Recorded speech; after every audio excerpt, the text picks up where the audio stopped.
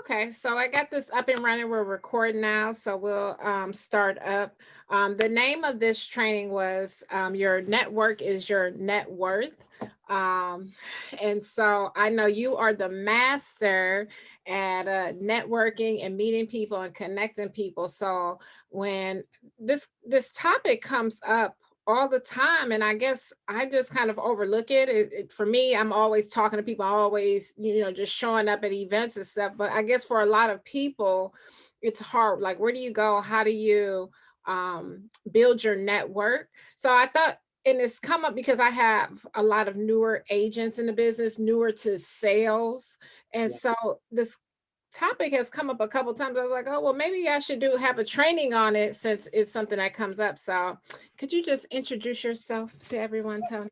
Yeah. I love the title Master Networker. That's funny. Uh, my name's Tony Stastny. I wear a few hats. I'm a regional director for BNI. Most people know what BNI is. It's a referral network. We've got 150 chapters in the state of Ohio. I think there's over 10,000 chapters worldwide. It's an organization. They allow one person per profession to get in. I would tell you, like, you're a realtor, I would tell you, like, find a chapter, but chapters are usually started with realtors. Like, they're usually ones that are locked out of BNI because, one person per profession. So they usually start a chapter with an insurance agent, a financial planner. But I'm a regional director for BNI. I'm a business coach as well. And I'm an author. I wrote a book, 52 Ways to Skyrocket Your Sales Career. I wrote that it's been 3 years, I think, since I wrote it. And there's some really good information in it. I wrote the book because, the things I say, Andrea, I don't mean to sound like, I'm just proud of myself. That's Mm. really what it comes down to. I'm not, I don't try to toot my own horn, but I remember where I was 20 years ago before I had a network. I remember I was a truck. I showed you the picture. I was a truck driver. This is 20 years ago. I drove a truck 20 years ago. Um, and my brother recruits me into a home-based business selling air purifiers. Mm. And it was called Alpine Industries, and it became EcoQuest. And he drags me to this meeting, and I'd get all pumped up and charged up about, like, wow, I'm going to make a whole bunch of sales. And I'd leave the meeting and I'd realize I had nobody to call. Like, I don't have a network of people. So Mhm. the small group of friends that I had already asked them about the product, and nobody cared. Nobody wanted it. So I remember getting all fired up at these seminars and stuff, and I'd leave like thinking I'm going to go change the world, make $1 million. And I didn't know anybody. Like, Mhm. so my first experience to networking was the Chamber of Commerce. I was in the Chamber of Commerce, the Parma Chamber of Commerce. And I walked in and I was frightened.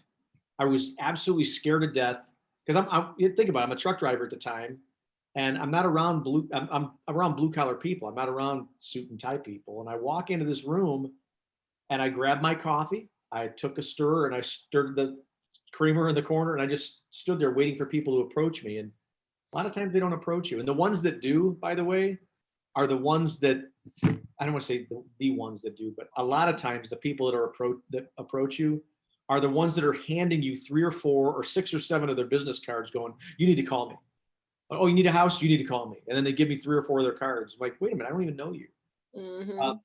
so that's my history. That's how I got started in networking, was way back when. That would have been 2000.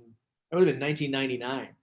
It was I when met I met you, it probably was 2007, 2008, somewhere in there. where did we meet at?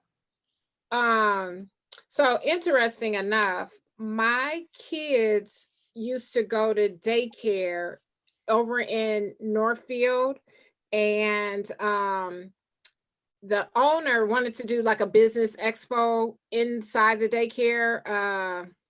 Goodness, what is his name? They own that plaza, that Northfield Oh, Shopping Plaza. Howard Shafron. Yes, Howard Howard. Shafron. Yeah, Yeah. he had a business expo there, and at that time, you were selling the air purifiers. Okay. My gosh, that was a long time ago. Yeah. Mhm. I had was like newly licensed at that point, so that's how long I've known you. Yeah. Wow.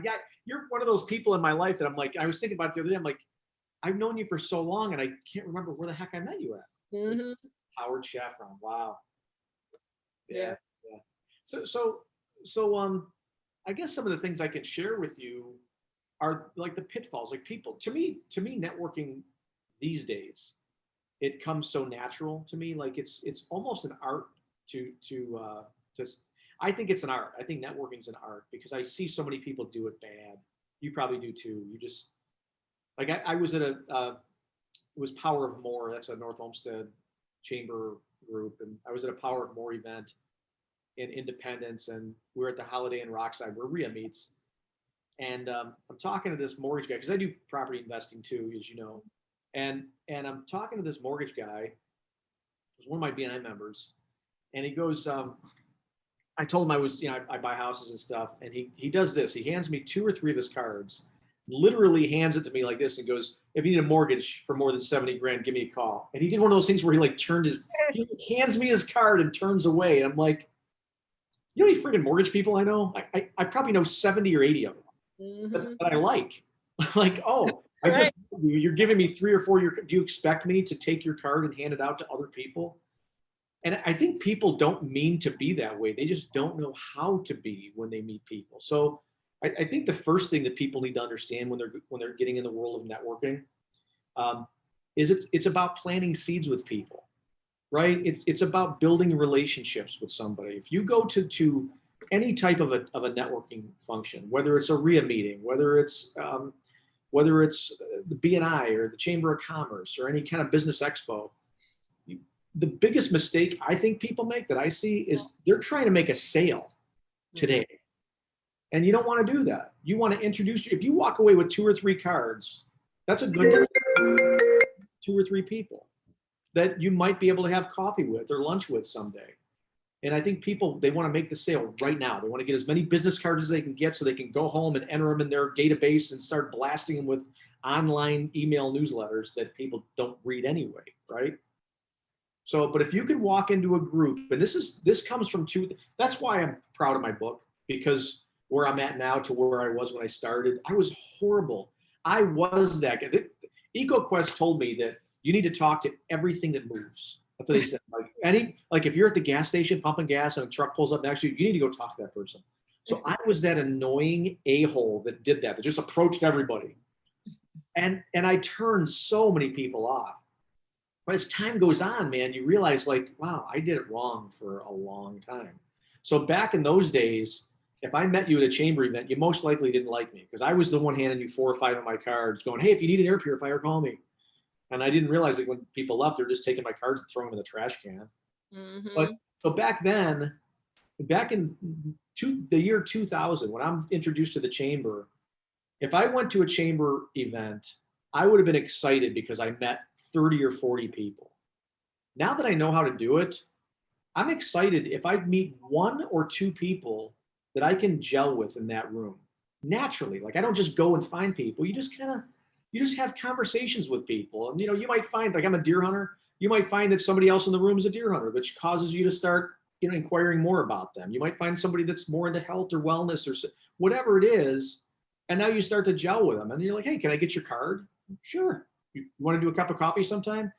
Great. And then when that happens, you don't push your business and your product on them because if you do, you'll never see them again.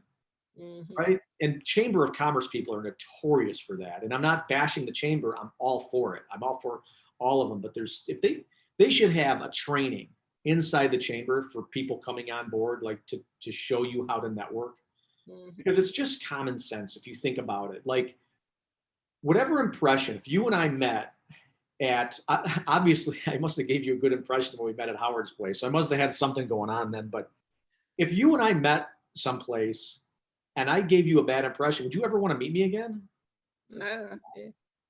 And I discovered that we had a booth at the Home and Garden Show, the Cleveland Home and Garden Show at the IX Center. It probably was 2003, 2004. And every time it was slow, I would go and try to recruit the other vendors that were selling their own product. I was that guy. Like, you got to join our business. And then I was on my way to the restroom the one day, and I'm walking past all these booths that I had already talked to. And when they saw me, they turned around and like got busy doing nothing, like to avoid me. And it wasn't one or two booths. It was like, you know, the whole row of people. I'm like, I'm doing something wrong here. And I didn't know. Nobody taught me. Everything I've learned, everything I got in my book, everything I've done is all trial and error. Like I listened to people that told me how to sell, and I'm not comfortable selling the way that some of the people taught me how to sell. I'm not a high pressure guy at all, right? I want, if I'm making a transaction, whether it's a real estate deal, whether it's a product, whether it's my coaching, it has to work for both of us, right? Mike Gale said that. He's an investor. I don't know if you know Mike, a good friend of mine. He said that. He's like, when I do a real estate transaction, he goes, I want to make sure that everybody wins, right? Person I'm buying the property from, the person I'm getting the money from, that me, I want to make sure we all win. And if there's a tenant involved, I want to make sure all of us feel good at the end of that transaction. And that's really, you know, I'd say that's probably the first thing that I'd see as far as mistakes are made in the networking world is people don't plant seeds. They fire hose their stuff on you and expect you to do business with them. So do you think that are people just naturally scared to go up to talk to people from time to time? I think so. I think so. I'm a naturally shy guy. People don't know that about me because I'm so outgoing. My outgoingness is really a reflection of how uncomfortable I am in a group setting.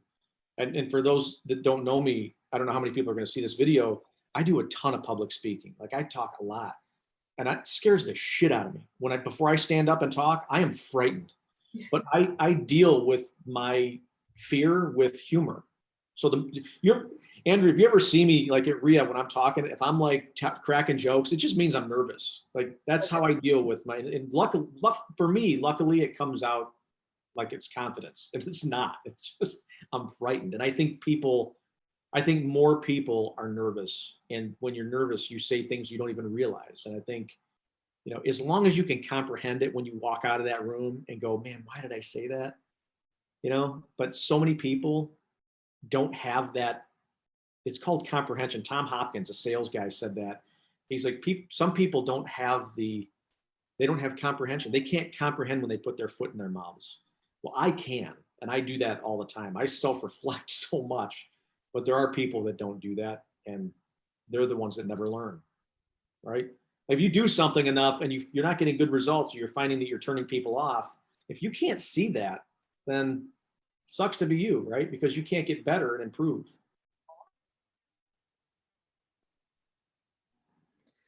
So the other thing that I often hear is people don't know where to go network at. Like, should they go every? Where'd you go? Oh my gosh, did you kick me off? Did you get kicked off? You left me on this call by myself? There you are.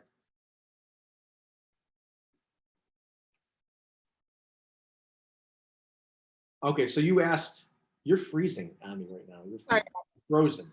All right. So you asked where people should go, right? Where they should go network.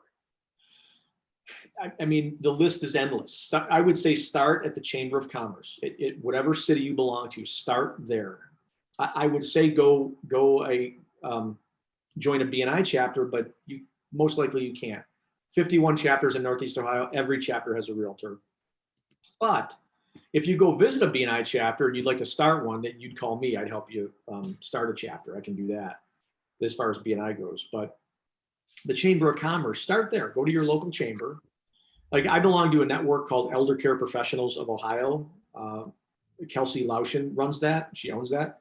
And I know some realtors that belong to that group that deals with like the elderly clientele. You get the professionals that deal with elder care. And so you have realtors in that group, and you and I both belong to the RIA group. That's a place to network. Your schools, your local schools usually have like PTA meetings and stuff. There's the Rotary Club. There's the Lions Club. I was dating a girl recently, and she's a big part of the Lions Club in her town. So there's all kinds of places that you can go network. Just look them up. You can even just go to Google and type up networking groups in my area. Or networking events in my area. And actually, you know, this is a good plug for me. I don't know if you know this. Years ago, I used to have a group coaching club called the Next Level Workshop. Hmm. I'm bringing it back Okay. via. I'm bringing it back via Zoom. We're going to start doing Zoom meetings. It's a group coaching um, platform that we focus on goals. We focus on challenges that business owners have, and we focus on building relationships with each other. So there's some networking training that's involved in it. And I did it from 2011 until 2000 and right when my father passed away, 2017. So 6 years I had the Next Level Workshop. And I had these big events and we brought in different speakers and stuff. Well, I'm bringing it back. And that's a good place to network too. It's called The Next Level Workshop. Don't go to thenextlevelworkshop.com because I'm not even sure if the website's even there. Like I said, I decided last month that I'm gonna reboot this thing via Zoom. So I haven't even begun the marketing for it, but that's another place to network is my group. So I know from my experience, it's not even just about showing up to the networking event, because I've done things like I've been on PTA, I've been on, different organizations. And so for me, I'm always looking for real estate leads where I don't receive a lead. And I'm not saying that I necessarily go in like that's my sole purpose, but you also just kind of like, this is why we're trying to grow our business. We're trying to, people say network within, the community that you're all like, if your kids go to school, so you're kind of within a community that people already know you. Mhm. But how do you kind of transition it and get over that piece of, okay, now I'm doing the thing, I'm showing up. Now, how do I get those folks to now send business my way? That's where we're planting the seed, right? So once you introduce yourself, people get to know who you are. You're planting the seed. As time goes on, people only give business. It's a big saying we have in BNI. People only give business to people that we know, we like, and we trust. Right? Those are the three things, the criteria that we give business to people for. People know, like, and trust. And if you go and join like the PTA and volunteer your time, maybe at in your community somewhere, if you go into that with the idea of making a transaction, making a sale, you're going to lose and you're going to be disappointed. But it's getting a bunch of, somebody had said it before, putting fishing poles in different fishing ponds, right? If you got a fishing rod here in this pond of the Chamber of Commerce, you got another one in this fishing pond over here in the RIA group, and you get another one over here in the Chamber of Commerce events that they do or whatever. Maybe you join a couple different chambers, but whatever networking events you have, you just got a bunch of fishing rods in the water. They're going to start to bite, right? And here's an example. When I joined the Chamber of Commerce, I didn't even know what it was. I had no idea what it was, but people from EcoQuest, from my company, told me I needed to join a Chamber of Commerce. So I did, and they told me to participate in stuff, like volunteer my time. And I come from a mindset, because I'm come from blue collar. Like if I'm trading, I come from an employee state of mind. If I'm trading my time, I should get paid for money in return. That so many people feel that way, and I had to conform with the new Tony, right?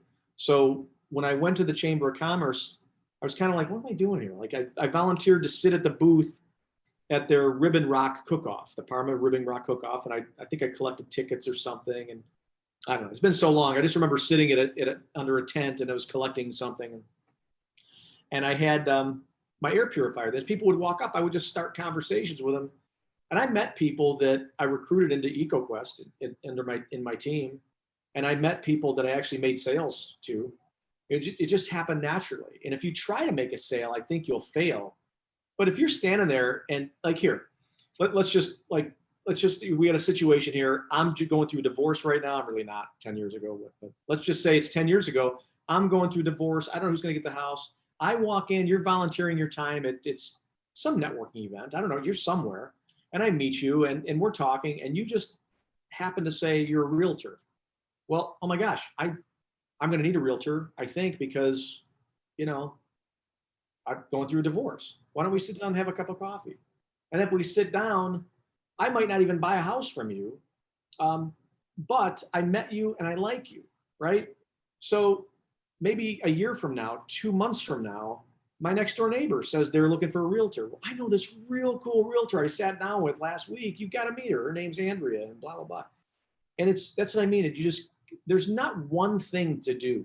There's so many things to get, there's so many fishing lines you got to get out there for things to happen. I would just tell you that whatever you do, don't high pressure people and don't come at people with a sale. Right? Here's one more example of what I'm talking about. After EcoQuest, I got involved in another MLM, another home-based business recruiting people. It was a travel club called World Ventures. I was in it for a short time, made some money, but I was with one of my reps and my cousin invited me over to his clam bake he had. And so we're over there, we're standing by the fire, got a couple beers, and my rep is standing there. And we're standing around, I think it was my cousin's next door neighbor. And he tries to recruit me. He's like, hey man, you should join our travel club. Out of the blue, like he doesn't even know us. You should join our travel club. And you can relate that to real estate. Like, hey, you should buy a house from me. But he goes, you should join our travel club. And the guy's like, well, it sounds interesting. But you know what? He goes, my mother-in-law's coming to stay with us and she's real sick. And I've got kids that are both in sports and we're renovating the house and blah, blah, blah. And I think he said his wife was sick too. And my rep says, oh yeah. But whenever you're done with that, you got to join our group. And I just thought, there's no empathy there. Like if that would have been me, and even if I would have said, you need to join our travel club, and the guy's like, maybe down the road, I got all this going on, I would have inquired about what he's got going on. I would have said, oh, your wife is sick. I'm so sorry to hear that. Like, what's going on? Oh, your kids are in sports. What kind of sports are they in? My daughter's she's in volleyball. And you just create that small talk, and it begins the relationship. Wow. How do you think COVID has impacted the way that people will network going forward? And I don't know, for BNI, did you guys switch and do like a Zoom model? Instantly. I was so impressed with how BNI handled that. Like the week of COVID, which gosh, it's been a year now. The week of COVID, my director told me, he goes, we're all going on Zoom. There's 50 chapters. Mm-hmm. There are 50 groups that range from 15 to 50 members. And he goes, we're all going to Zoom. I go, we're going to fail. Like, there's no way we're going to be able to get all these groups on Zoom. We were able to contact all the presidents of the chapters through an email and said, we have a mandatory training on Zoom. You have 3 options to choose from, this time, this time, or this time. We were able to train all the presidents in 1 week. It gave them all Zoom accounts. And we got every chapter on Zoom in 1 week. I couldn't believe it. Like that was shocking to me. The challenge, Andrea, is going to be going back in person, which we're getting ready to start doing that soon. I think it's going to be in April. We're going to start going back. I'm not sure, but there's going to be some people that are comfortable being at home. I'm thinking that might be a new business model for BNI, the Zoom model as well, especially with trying to find locations for meetings. Yeah, we have a lot of challenges coming up, but the one thing we will have for sure, there has to be it's called a hybrid model. We have to have Zoom capabilities. Like if the group's going back in person, we have to have an option for the ones that are uncomfortable going back to Zoom in. So at every meeting, we will definitely have a Zoom option for people that are uncomfortable. But yeah, it is going to be interesting seeing BNI in another year, what it's going to look like. Because I'm sure it'll morph into certain groups, like entire groups that want to be online. I'm certain. I just don't know how that's going to form, or the details of that. Wow. So do you think that being online versus in person makes a difference the way that people connect? Yeah, I would say this, like if you're going to do online networking, which is, I'm guessing there's a lot of it going on right now. Absolutely do as much networking as you can. And my gosh, you can do it right from the comfort of your own home or office. But anybody that you meet, like I was on a BNI meeting this morning, I met a couple cool people. And one realtor reached out to me in a text. And she's like, hey, can we do a cup of coffee? I'm like, yeah, that'd be great. So she's going out of town next week. And she's like, let's get together when I get back. I'm like, yeah, that's fantastic. So I would say whatever networking you do online, you got to personalize it. You can only get so comfortable with somebody on Zoom. right? So I would say whatever networking you do online, make sure step two, that's step one. Make sure step two is, hey, let's get together for a cup of coffee somewhere, at a Panera Bread or Starbucks or wherever, you know. Always keep in mind, know, like, and trust. People that know me, like me, and trust me will give me business. No one's going to give you business just because you walked up to them and said, hey, if you ever have a house to sell, or have a, here you go, here's three of my cards. Nobody cares, because those cards are going to go right in the trash. Mm-hmm. So do you think that is there someone that could do too much, like one-on-one networking? Too much networking? Yeah. Yeah, I think I was a victim of that too.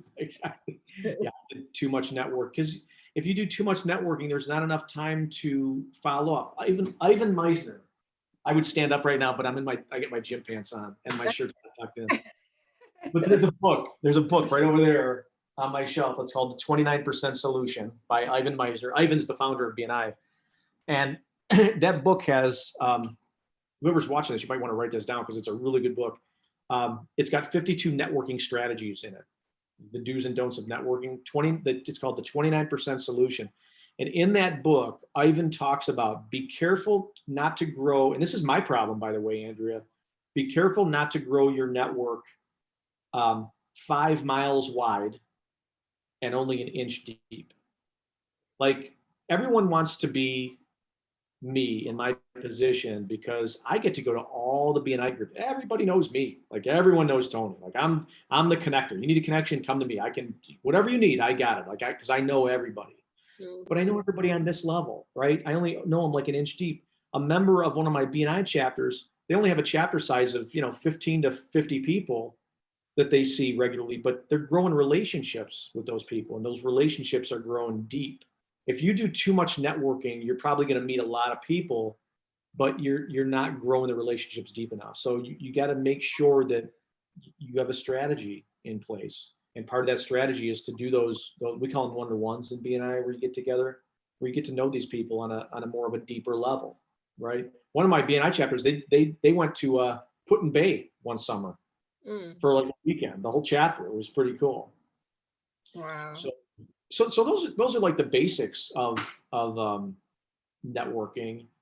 I don't know how much time you wanted to keep me on here, but I got a really good strategy if you'd like me to share with you. That's absolutely. really good. So I do this with my clients that I coach, and it's working referral sources. So if you can find, you don't even need a BNI chapter. If you can find one or two people in different professions that can funnel you business and vice versa, maybe you're a good referral source to them too.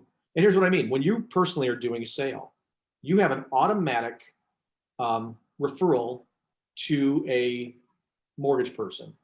You probably have an automatic referral to a home inspector. You probably have an automatic referral to a bunch of tradespeople. Like, yeah, you got to sell your house. It's great. But you know what? You got to fix the landscaping up. You got to do some painting, get it. I got the network for you. Realtors are really good referral sources to other people. But I want you all to think about who's a good referral source for you, right? Who can you get to know on a one-to-one basis that when they're in their presentation mode, when they're closing sales, when they're sitting with clients, who can they funnel, what profession can funnel business to you? And one of those answers is a divorce attorney. I'm sure you know that, right? Every divorce attorney is talking to somebody that has to restart their life. And who better to connect with than a realtor? Another one would be like a hairstylist. Hairstylists do this all day long. They're just nothing but referral sources. They just talk and refer. That's all they do when they cut their hair. So building a relationship with a divorce attorney, building one with a hairstylist. Think of other professions too that can easily bring you business. And you want to try to start a referral partnership with them. And I'll give David Streeter credit for this because it's his script. Do you know Streeter? He's a member of RIA. He's an attorney. This is his script. Are you ready? Here it is, because it's powerful. Here it is. He makes phone calls to people he wants in his BNI chapter or that he just wants to build a referral partnership with. And he says, hey, John, my name's David Streeter, Streeter Law. I currently don't have a fill in the blank, a divorce attorney. I currently don't have a divorce attorney that I refer my clients to. If you're an attorney that is that's been around for a while, somebody that I can trust, somebody that I can feel comfortable referring people to, and you like the idea of starting a referral partnership, please call me. And he said, when they call, never if, just when they call. He goes, we'd schedule a time to meet for a cup of coffee. So whoever's going to watch this video, make an appointment with yourself, like schedule an actual appointment for 1 hour and think about who could be a good referral source to you. And now that you know that, like now, how do I go approach them? Well, just exactly what I just showed you with the David Streeter script. Just reach out to him and go, look, I'm trying to build my network and I'd like to find some referral partners. So I'd love to get together with you for a cup of coffee if you're interested in getting to know each other more on a personal level. And if you apply that technique, you'll start to build. You might not have a huge network of people, but you'll have a network of people that will be, I don't say devoted to you, but that will be referring you business. And then you do the same thing. You refer people back and forth. Mm-hmm. Yeah, I like that. I like that a lot. I'm good for something, Andrew.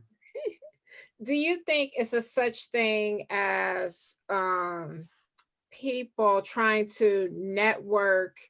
Um,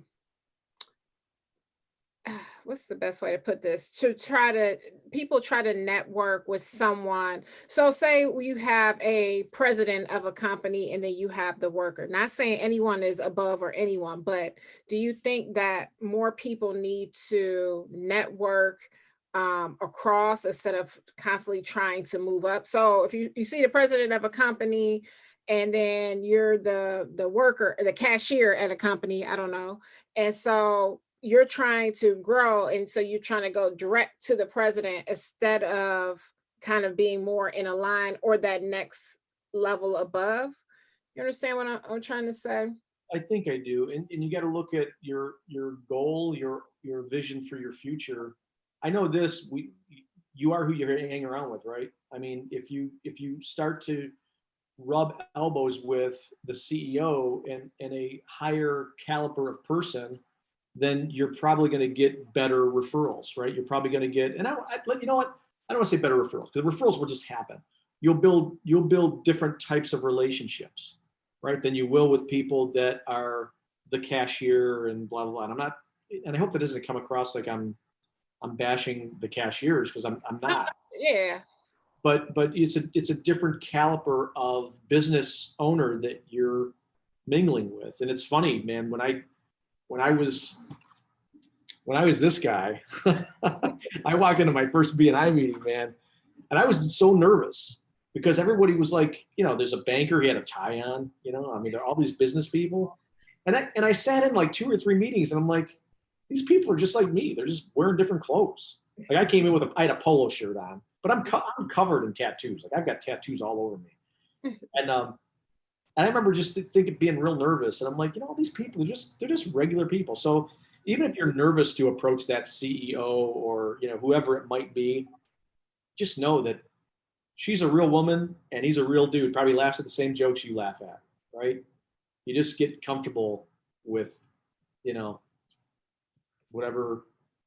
whoever you're in front of. My ex-wife used to call me a chameleon because I can hang with anyone, man. You could put me in a jail cell. I mean, please don't put me in a jail cell. But if you did, I'd be able to hang. Right. You could put me in a room full of attorneys, and I'd be able to hang. Like you could put me anywhere. And the reason why is because I realize that people are people, no matter where they are. Yeah, I think that's important for people to realize that people are people. We get so caught up sometimes in thinking that we can't approach or we shouldn't approach or whatever, or we shouldn't be there. I think part of it is having that self-confidence to Yeah, say, you got to like, get over that. you deserve as well. You need the confidence. If you don't have the confidence, or even you could even fake it. If you can't fake the confidence and you're not, people won't think that you're confident about what you're selling or what you're offering, and they won't give you business. But it's funny. I made a cold call one time many years ago, and I picked the woman's business card off of a drugstore pinup board. You know what I mean? Mhm. And I called her up and I was trying to recruit her. And I said, hey, I left her a voicemail. I'm like, hey, my name's Tony. I didn't know if you're looking to make extra money, whatever my pitch was, you know, like, I don't know if you're trying to make extra money, but I've got this great product and I could add like, you know, $3,000, $5,000 a month in your pocket, blah, blah, whatever I said, I fumbled it. And I'm like, on her voicemail, I'm like, you know what? I go, this is a cold call and I hate cold calling and I'm embarrassed and blah, blah, blah. Anyway, my name's Tony. Goodbye. Click. She called me later that day. Here she's like, she was a Mary Kay lady. And she calls me back and she's laughing. She goes, oh my gosh. She goes, I do the same thing you just did to me. And I hate cold calling. And I started laughing. I'm like, you want to get together for like a cup of coffee? And we ended up meeting at Caribou Coffee over in Fairview Park at Clegg and Lorraine for a cup of coffee. I didn't recruit her and she didn't sell me nothing. But the activity that occurred happened because I was real with her and she was real with me. Right? Just be yourself. Um, when I haven't been a member of BNI for years, but one of the things that I know that was important, or that I think that was important, is everyone kind of gave their elevator pitch. Do you think that that is important for someone to have a strong elevator pitch when they meet people?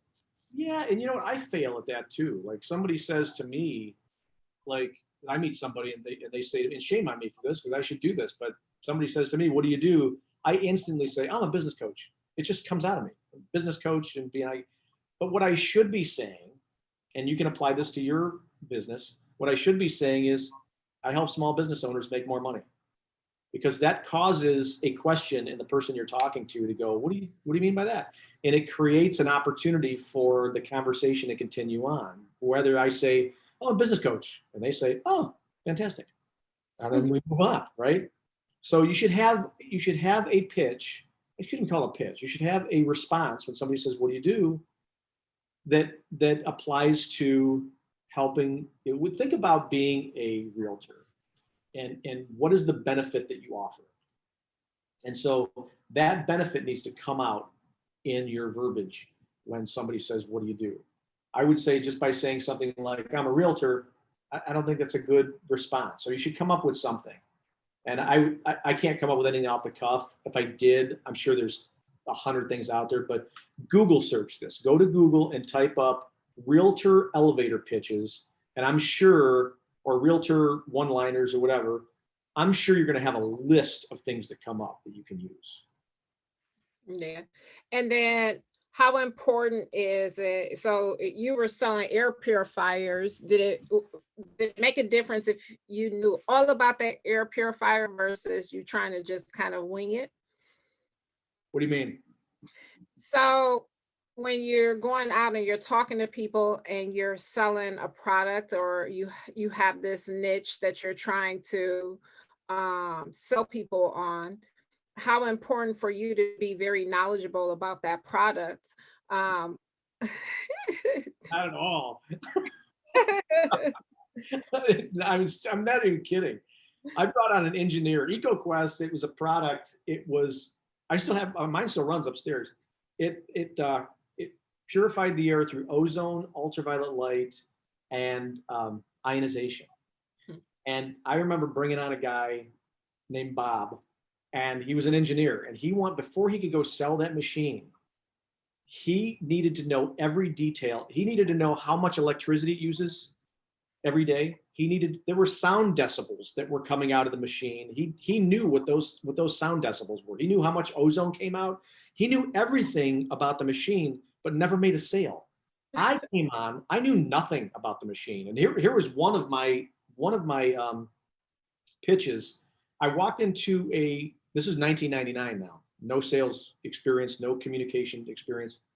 I walked into a credit card merchant company, put this air purifier up. I was in the business for like a week, maybe 2 weeks. And I start trying to give this presentation of how the air purifier worked. They had cigarette smoke in the place. Back then you could smoke inside places. And I'm start to do this pitch and I fumbled my words, which I do a lot.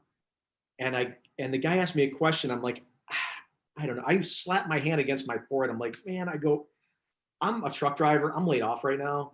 I go, they told me all I'd have to do is leave this machine with you for a couple of days and you'd see a difference. Like, so I don't know. Let me just put it here. And then whatever questions you have, I'll get them answered for you, period. I came back, they bought the machine. Then got involved in Infinity 2 vitamins. We carried a vitamin line. I knew nothing about these vitamins, but we had these testimonial letters from the New York Jets, the New York Yankees, the Cleveland Cavaliers, the Houston Rockets, the Boston Red Sox. And we used to rent out the room at Panera Bread at Tiedemann and 480 over here in Brooklyn. And I would do these meetings about the vitamins in that room. And I put all the testimonials of all these professional sport teams on the wall.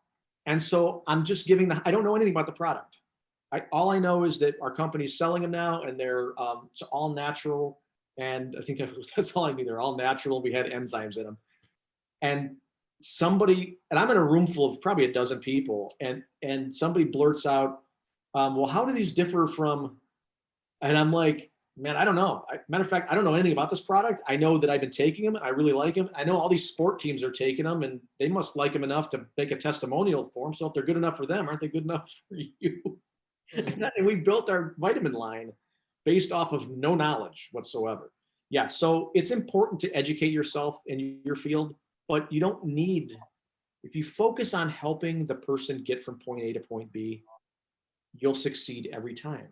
And if you can understand what I mean by that is, if you're trying to help somebody get into a home that maybe they couldn't get into before, you're becoming a problem solver for them. In a sense, you could become a hero for them.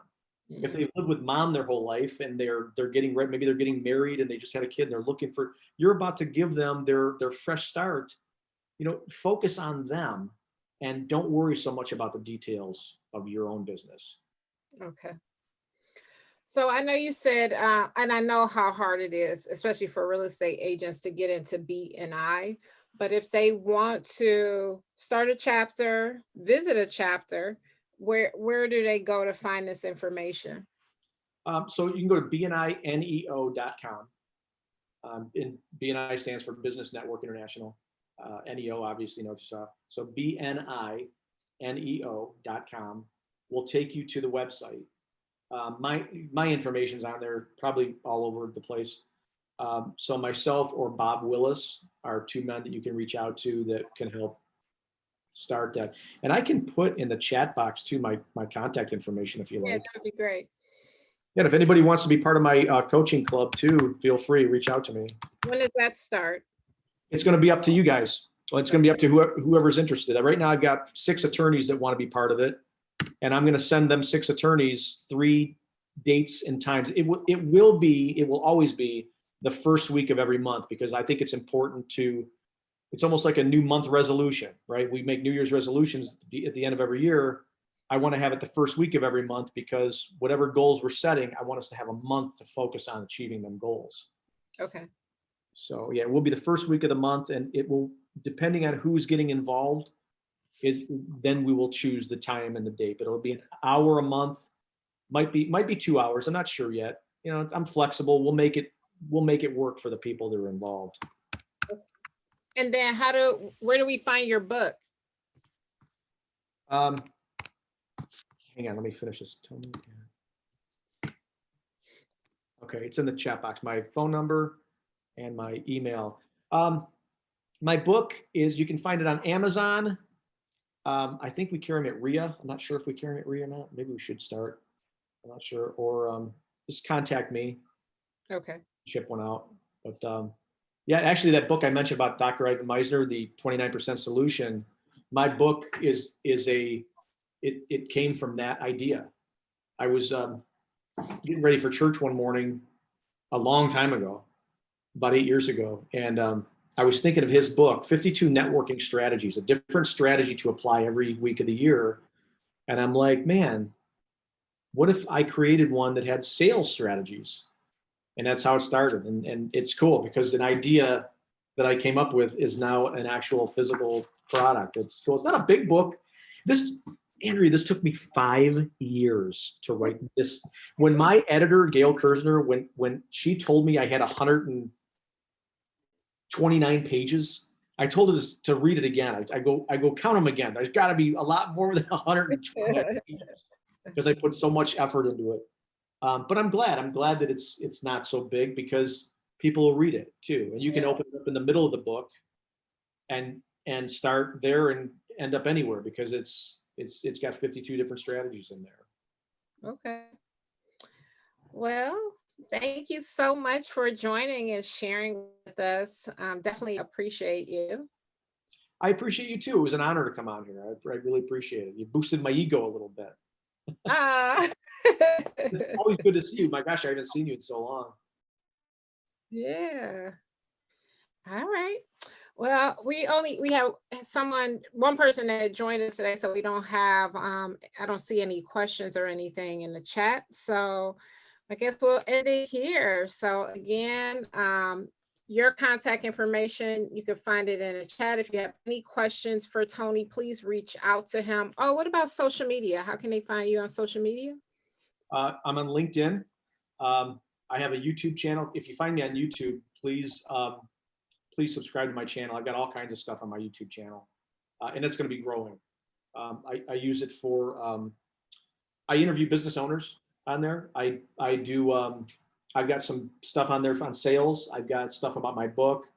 I even got music stuff on there because I write music too. So it's a whole wide variety of things, but there's playlists that you can pick and choose from. Okay. So yeah, social media. I'm on Facebook, but guys, if you know me, Andrea knows me on social media. Yeah. Everything I post is to poke the bear. Like, you'll never see my opinion on Facebook. Because when all the politic crap was going on, like, people were like, I know what side of the fence you sit on. I'm like, no, you don't, because I don't say any. I ask a bunch of questions and then sit back and I watch people get mad at each other. Right. That's what I do on Facebook. So don't judge me on Facebook if you're on there with me, but LinkedIn, I'm on LinkedIn. I am on Facebook, YouTube. So yeah, I'm easy to find. Okay. Chanel, do you have a question? No, I don't. Thank you. Valuable information. Thanks. Hi. How you doing? Good. How are you? Good. I'm glad you stayed on. Yes, I did. Good information. Good. I'm glad. Anything I can help with, guys, like I'm happy to help. Okay. All right. Well, thank you so much. Thank you. Thank you. Take care.